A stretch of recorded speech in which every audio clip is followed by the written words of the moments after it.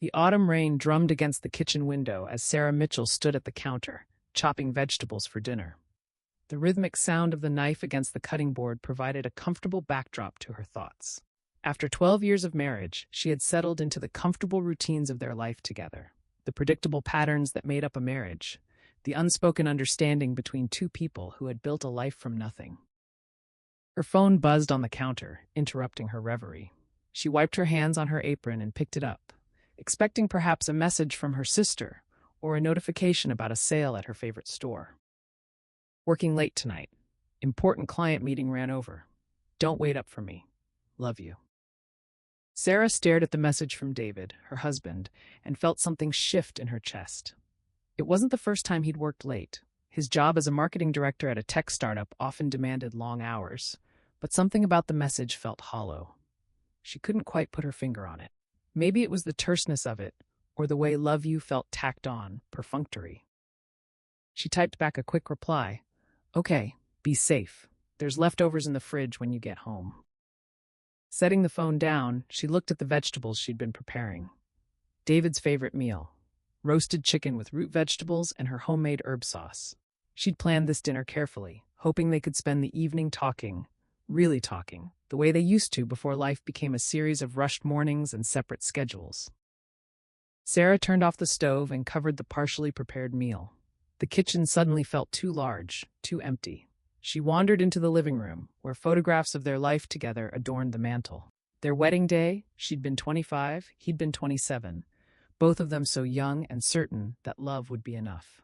A vacation in Greece 3 years ago, both of them tanned and smiling on a beach at sunset. Last Christmas, with David's parents, everyone bundled in matching ugly sweaters that Sarah had insisted they all wear.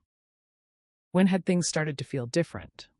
She tried to pinpoint the moment, but it was like trying to grasp smoke. Maybe 6 months ago? David had become more distant, more absorbed in his phone, more likely to work late or go out with the team for drinks. He'd started going to the gym more often, upgrading his wardrobe, paying more attention to his appearance. At the time, Sarah had thought it was nice, a sign that he was taking care of himself, maybe even trying to impress her. Now, standing alone in their living room with rain pattering against the windows, she wondered if she'd been naive. She shook her head, trying to dispel the dark thoughts creeping in. This was paranoia, nothing more. David was working late. He'd done it hundreds of times before. There was no reason to suspect anything was different about tonight. Except that feeling, that small, insistent voice in the back of her mind that whispered, "Something is wrong." By 8 o'clock, Sarah had given up on the idea of eating at home. The house felt oppressive, and she was hungry. She decided to drive to Marcello's, a small Italian restaurant about 15 minutes away. It was one of her favorite places, cozy, authentic, with the kind of pasta that reminded her of her grandmother's cooking.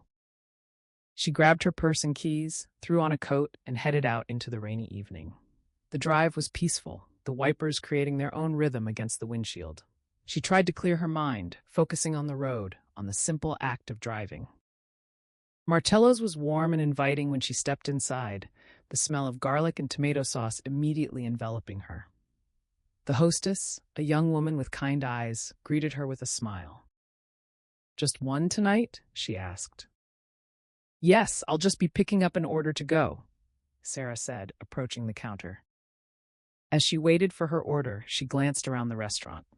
It was moderately busy for a Tuesday evening. Couples at intimate tables, a family with young children in a booth near the back, an elderly couple sharing a bottle of wine.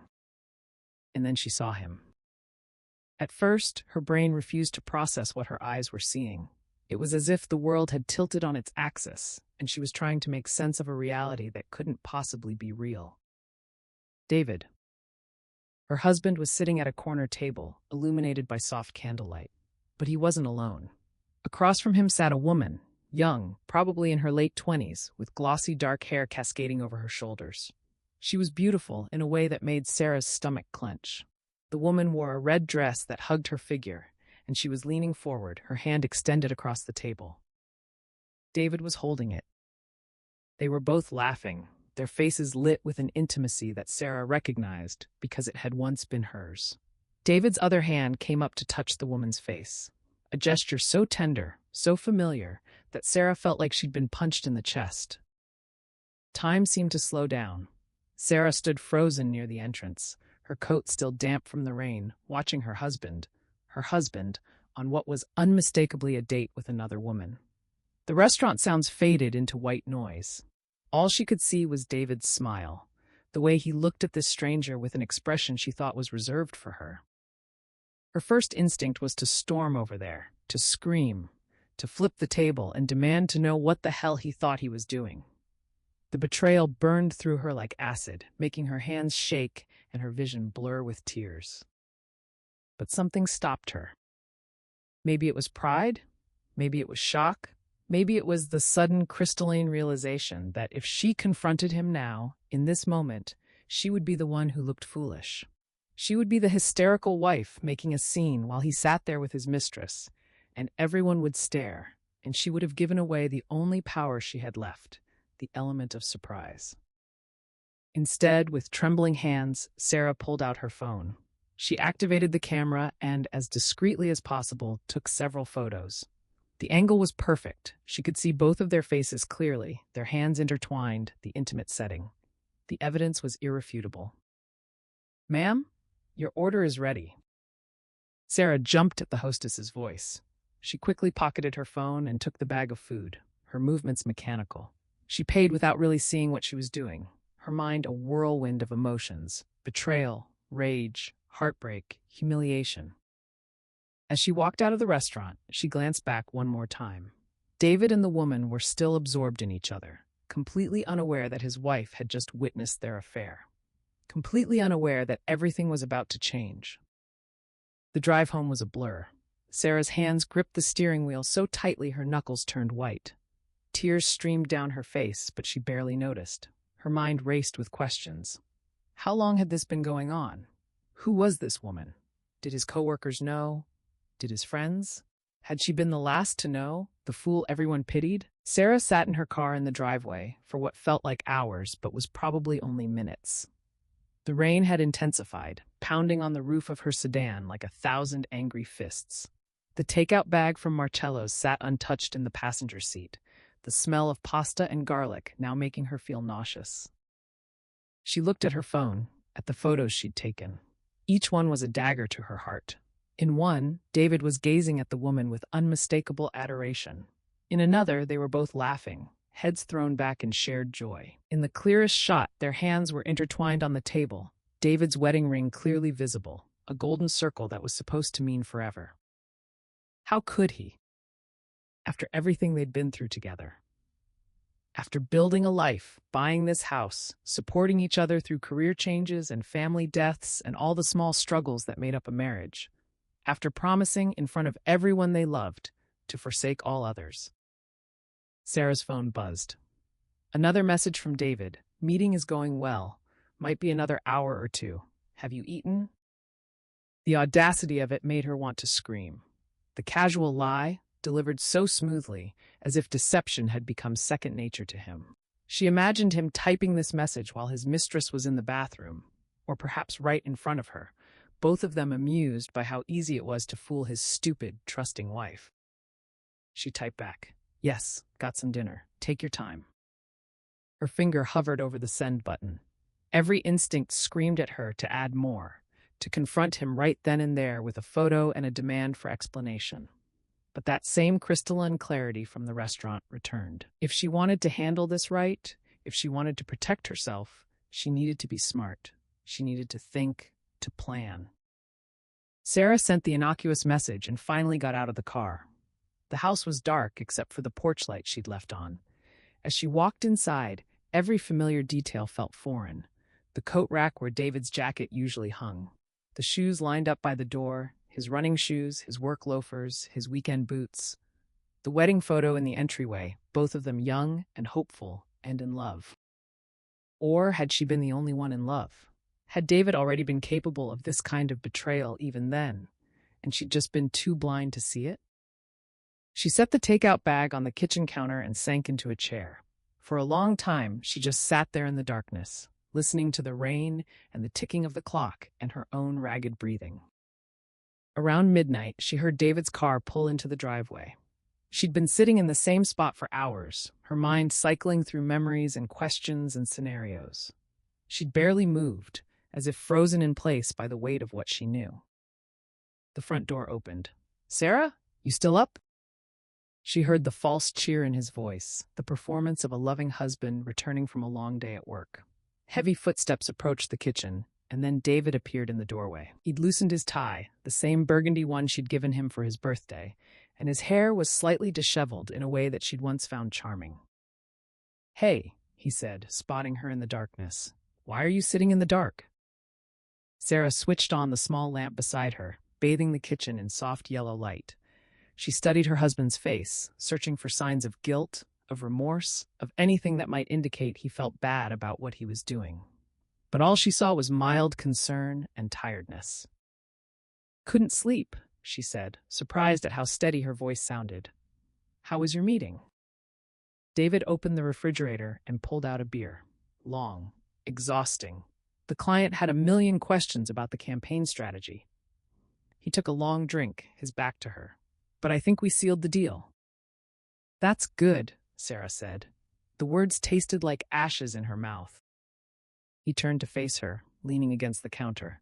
"You okay? You look tired." "I saw you with her," Sarah wanted to scream. "I saw you holding her hand and looking at her the way you used to look at me. I saw you living a lie." Instead, she said, "Just a headache. I think I'm getting a cold." David nodded absently, already pulling out his phone. Even now, in this moment, he couldn't give her his full attention. His fingers moved across the screen, probably texting his mistress, planning their next rendezvous while his wife sat 3 feet away. "I'm going to bed," Sarah announced, standing up. Her legs felt unsteady, as if she'd forgotten how to walk. "I'll be up in a bit," David said, not looking up from his phone. Sarah climbed the stairs to their bedroom, each step feeling like a monumental effort. The bedroom they'd shared for a decade suddenly felt contaminated. Had he brought her here? Had they laughed about Sarah in this very bed? She lay down fully clothed on top of the covers, staring at the ceiling. Downstairs, she could hear David moving around, the sound of the TV turning on, his muffled voice, probably on another call with his mistress, saying all the things he should have been saying to his wife. Sleep was impossible. Sarah's mind wouldn't stop replaying the scene at the restaurant, wouldn't stop imagining all the times David had lied, all the late meetings and team drinks that had probably been dates. How many had there been? Dozens? Hundreds? As the first light of dawn began to creep through the curtains, Sarah made a decision. She wouldn't be the crying, desperate wife begging her husband to explain, to choose her, to love her the way he'd promised. She wouldn't give him the satisfaction of her tears or her pain. She would be smart, she would be strategic, she would take control of her own future.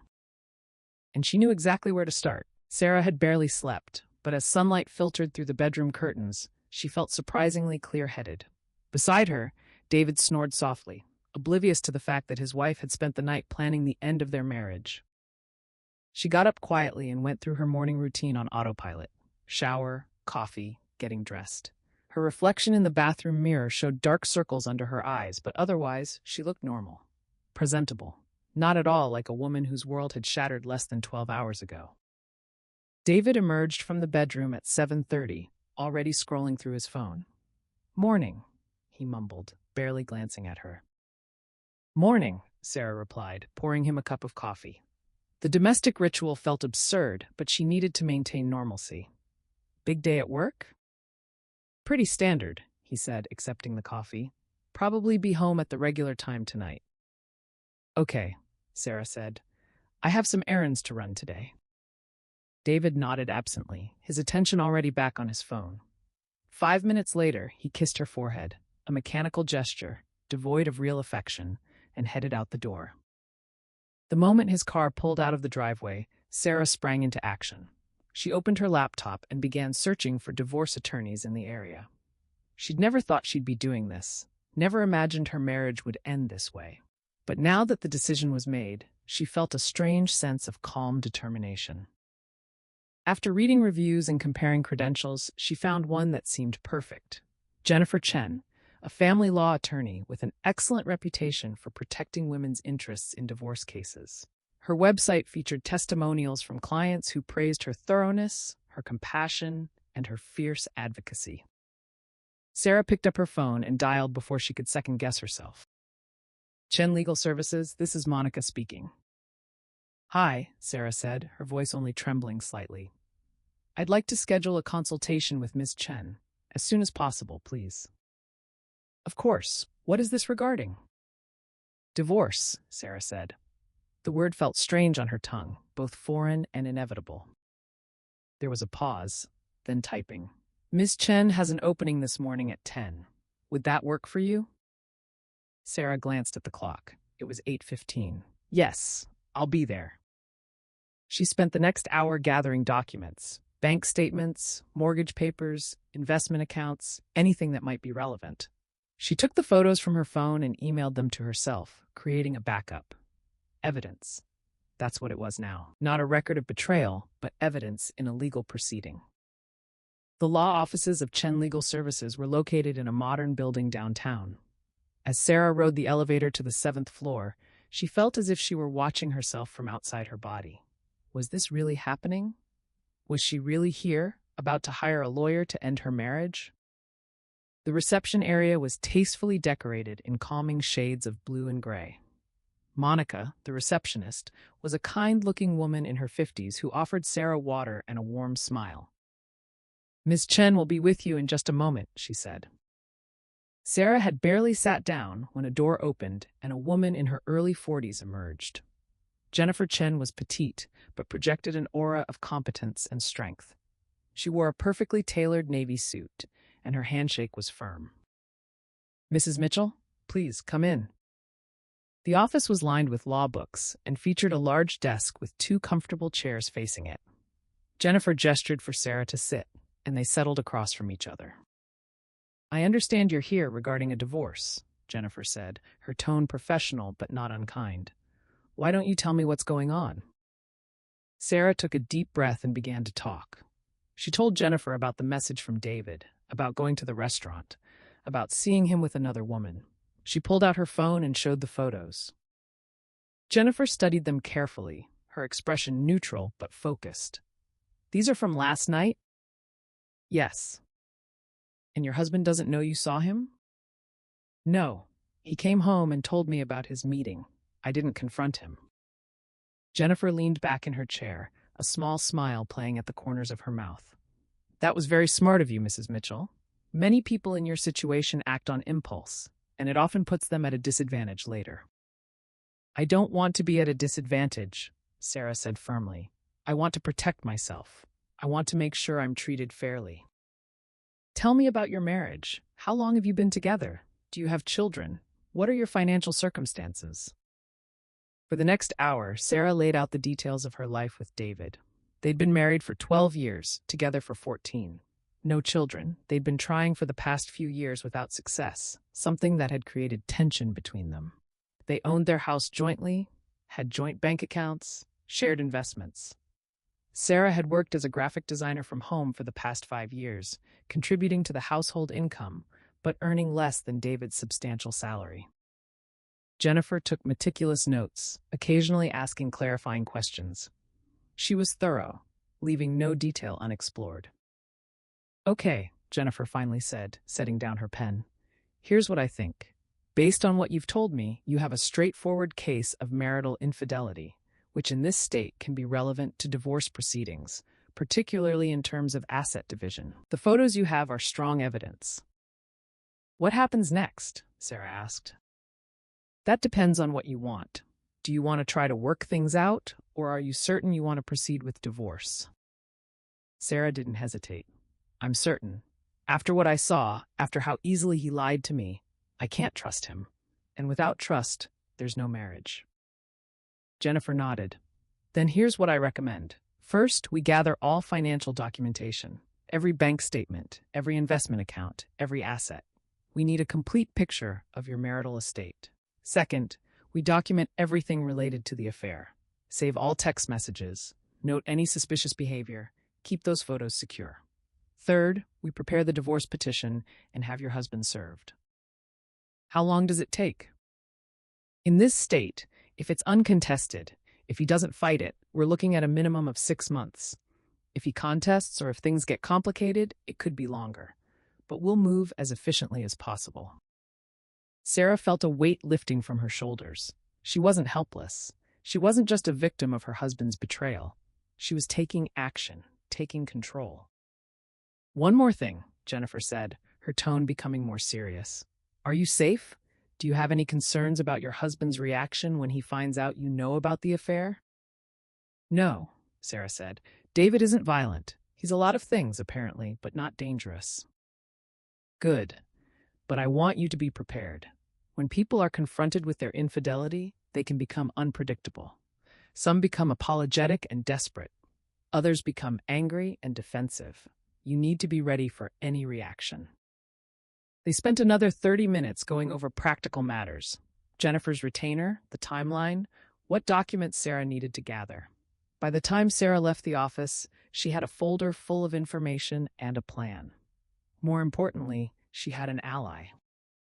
As she drove home, Sarah felt a strange mix of emotions. Grief for the marriage she'd thought she had. Anger at David's betrayal. But underneath it all, a growing sense of empowerment. She wasn't going to let this destroy her. She was going to come out of this stronger. The next few days were among the strangest of Sarah's life. She moved through her routine with David as if nothing had changed, all while gathering evidence and documentation for Jennifer. It was like living two lives simultaneously, the oblivious wife and the woman planning her escape. David seemed completely unaware. He came and went on his usual schedule, sometimes staying late at work, sometimes coming home early. When he was home, he was distracted, always on his phone, offering Sarah only fragments of his attention. "Who are you texting?" she asked one evening as they sat on the couch, a movie playing that neither of them was really watching. "Just Mark, from work," David said without missing a beat.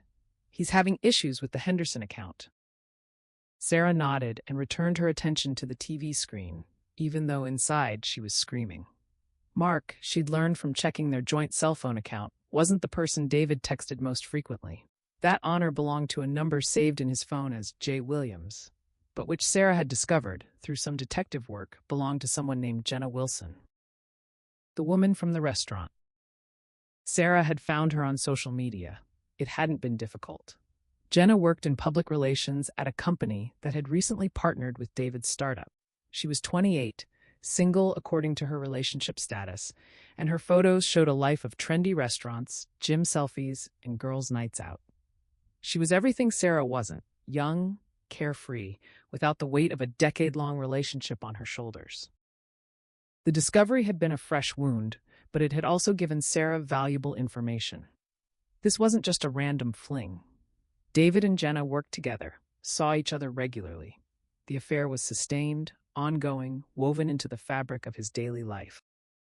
On Thursday evening, 3 days after her meeting with Jennifer, David announced that he needed to work late again on Friday. "It's the Henderson presentation," he said over dinner. "We're doing a final run-through before the client meeting next week." Sarah cut into her chicken, her movements precise and controlled. "Will you be very late?" "Probably around 10, David said. "Don't wait up." "I won't," Sarah replied sweetly. That night, alone in their bed while David showered, Sarah made a decision. Tomorrow would be the day. She'd gathered all the documentation Jennifer had requested. She'd secured copies of every financial record. She'd saved the evidence of David's affair. Tomorrow, she would stop performing. Tomorrow, she would confront him with the truth. Friday dawned gray and overcast, matching Sarah's mood. David left for work with his usual distracted kiss to her forehead. "See you late tonight," he said. "See you," Sarah replied, knowing that when he saw her again, everything would be different. She spent the day in a strange state of nervous anticipation. She cleaned the house, though it didn't need cleaning. She cooked dinner, a nice meal, though she doubted either of them would have much appetite. She rehearsed what she would say, how she would confront him. At 7 o'clock, she texted David, "What time will you be home?" His response came quickly, "Probably another couple hours. This is taking longer than expected." Sarah looked at the message and felt nothing. No pain, no anger, just cold determination. She texted back. Actually, I need you to come home now. It's important. 3 dots appeared, then disappeared, then appeared again. Finally, is everything okay? No. Come home. Now. She could imagine his panic, his scrambling to come up with an excuse to leave Jenna or wherever he actually was. Good. Let him panic. 45 minutes later, she heard his car in the driveway. Sarah was sitting at the dining room table, the room lit by candles, a parody of the romantic dinner she'd seen him having with Jenna. In front of her was a folder containing printouts of their bank statements, the cell phone records showing his frequent communication with Jenna, and the photos from the restaurant. David burst through the door, his expression worried. Sarah, what's wrong? What's the emergency? Sit down, she said calmly. He hesitated, then moved to the chair across from her. You're scaring me. What's going on?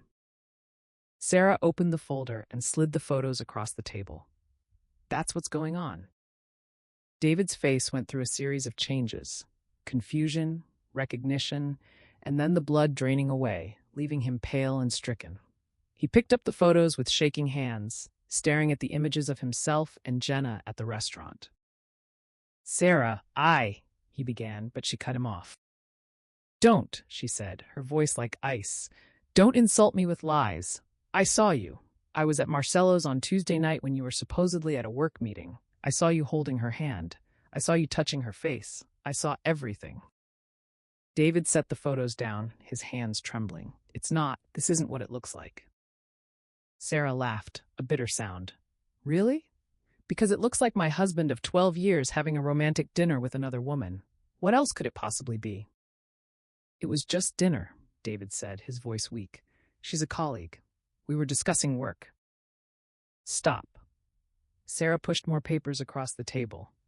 These are our cell phone records. You've sent over 3,000 text messages to her in the past 2 months. Unless you're writing a novel together, I don't think those were all about work. David's mouth opened and closed. He looked at the papers, then at Sarah, then back at the papers as if hoping they would disappear. How long? Sarah asked, her voice steady despite the storm raging inside her. How long have you been sleeping with her? David flinched at her directness. Sarah, please. How long? He slumped in his chair, defeated. 3 months. It started 3 months ago at a company mixer. 3 months. A quarter of a year. 90 days of lies and deception and betrayal. Sarah felt the numbers settle into her bones like lead. Do you love her? She asked, not sure why the answer mattered, but needing to know anyway. David's eyes filled with tears. I don't know. I think, maybe. I'm confused, Sarah. I never meant for this to happen. But it did happen, Sarah said. You made choices. Every text message, every lie about working late, every time you touched her. Those were all choices. I'm sorry, David said, reaching across the table for her hand. She pulled it away as if he'd burned her. I'm so sorry. It was a mistake, a terrible mistake. But we can work through this. We can go to counseling. I'll end it with Jenna right now, I swear. Sarah stood up, her chair scraping loudly against the floor. I don't want to work through this, David. I don't want counseling. I don't want your apologies. What are you saying? David asked, though she could see in his eyes that he already knew. I'm saying it's over. Our marriage is over. David stood too, panic clear on his face. No, Sarah, please. We can fix this. I made a mistake, but I love you.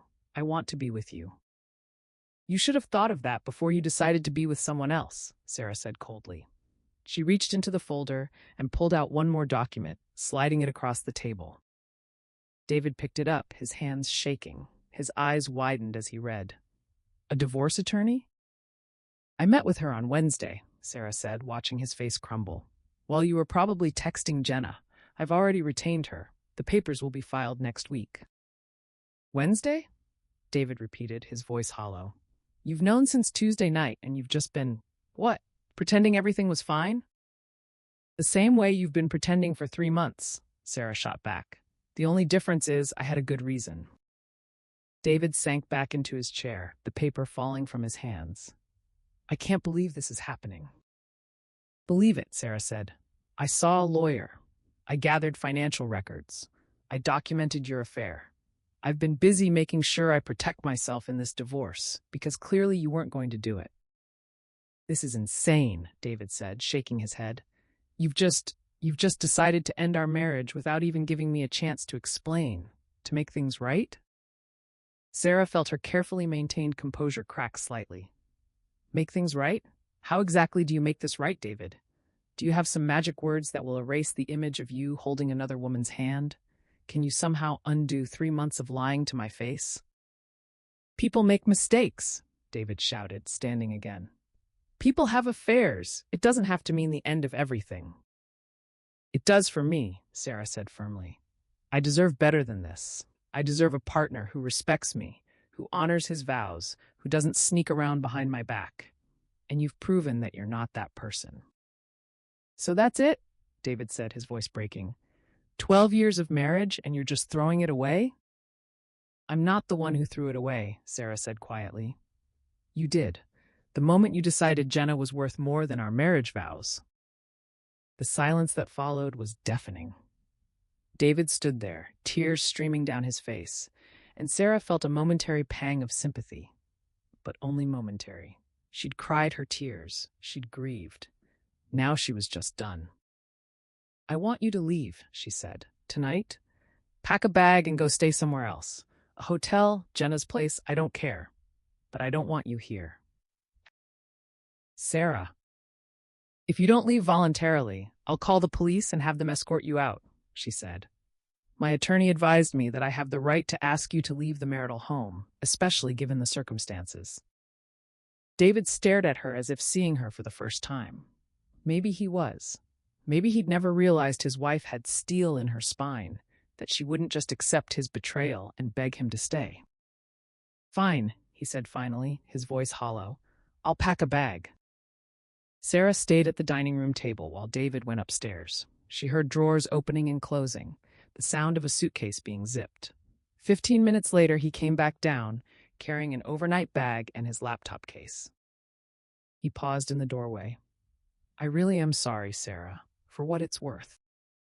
"It's worth nothing," she said without looking at him. "Your apologies mean nothing. Your regret means nothing. The only thing that matters is what you did, and you can't undo that." She heard the front door open and close, heard his car start, heard him drive away. Only then did Sarah allow herself to move. She walked to the window and watched his taillights disappear down the street. And then she cried. Not desperate, broken sobs, but tears of relief and release. Tears for the marriage that had died, for the future she'd imagined that would never be, for the man she'd thought she married who turned out to be someone else entirely. But underneath the tears was something else, something that felt almost like hope. 3 months later, Sarah stood in the doorway of her new apartment, surveying the space that was entirely, completely hers. It was smaller than the house she'd shared with David, but it was bright and modern, with large windows that let in floods of natural light. She'd decorated it herself, choosing furniture and colors that she loved, without having to compromise or consider anyone else's preferences. The divorce wasn't final yet, but it was proceeding smoothly. David hadn't contested anything, probably out of guilt. They'd agreed to sell the house and split the proceeds. Sarah had kept her car, her retirement account, and half of their savings. David had moved in with Jenna, a fact that had hurt less than Sarah expected. Her phone rang, interrupting her thoughts. It was Jennifer Chen. "Hi, Jennifer," Sarah answered. "Good news," Jennifer said. "David's attorney just confirmed that he'll be signing the final settlement agreement next week. If everything goes smoothly, the divorce will be final in another month." "That's great," Sarah said, and she meant it. "How are you doing?" Jennifer asked, her tone softening slightly. "Really?" Sarah looked around her new apartment at the life she was building from scratch. "Honestly, I'm doing okay. Some days are harder than others, but overall, I feel lighter, like I can breathe again." "That's good to hear," Jennifer said. "You've handled this entire situation with remarkable strength and grace." After they hung up, Sarah walked to her living room window. The view showed a tree-lined street in a vibrant neighborhood filled with cafes and bookstores. She'd chosen this place carefully, wanting a fresh start in a new area, somewhere without memories of her old life. Her phone buzzed with a text from her sister. Still on for lunch tomorrow? Can't wait to see the new place. Sarah smiled and texted back. Absolutely. See you at noon. She'd been so isolated during her marriage, spending most of her time working from home, letting her friendships atrophy while she focused on being a good wife to a man who didn't appreciate it. Now she was rebuilding those connections, reaching out to old friends, making new ones. There was a knock on her door. Sarah opened it to find her neighbor, a friendly woman named Claire, who lived across the hall. Hi, Claire said, holding a plate covered in foil. I made too many cookies and thought you might want some. Consider it a welcome to the building gift.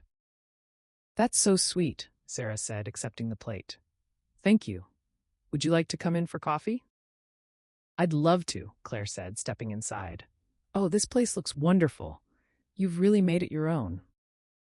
As Sarah made coffee and chatted with Claire about the neighborhood, she realized something profound. For the first time in years, she felt like herself. Not someone's wife, not half of a couple, but Sarah, fully realized, independent, whole. That night, alone in her new bed in her new apartment, Sarah thought about the moment she'd seen David at the restaurant. It had been the worst moment of her life, but also, paradoxically, one of the most important. Because it had forced her to confront a truth she'd been avoiding. She'd been unhappy for a long time. She'd been settling. She'd been accepting crumbs of affection and attention from a man who was capable of so much more deception than she'd ever imagined. His betrayal had devastated her, but it had also freed her. She picked up her phone and opened the Photos app. She scrolled past the pictures from the restaurant. She'd kept them as evidence, but she rarely looked at them anymore, and stopped on a selfie she'd taken earlier that day. She was standing in her new living room, sunlight streaming through the windows, and she was genuinely smiling. Her eyes were bright, her expression peaceful. She looked happy, and she was. Sarah set down her phone and turned off the light. Tomorrow she would continue building her new life. She would work on her design projects, have lunch with her sister, maybe go to the yoga class that Claire had recommended. She would fill her days with people and activities that brought her joy. The betrayal would always be part of her story, but it wouldn't define her. She'd taken something terrible and transformed it into an opportunity for growth, for change, for becoming the person she was always meant to be. As she drifted off to sleep, Sarah's last thought was not of David or Jenna or the marriage that had failed.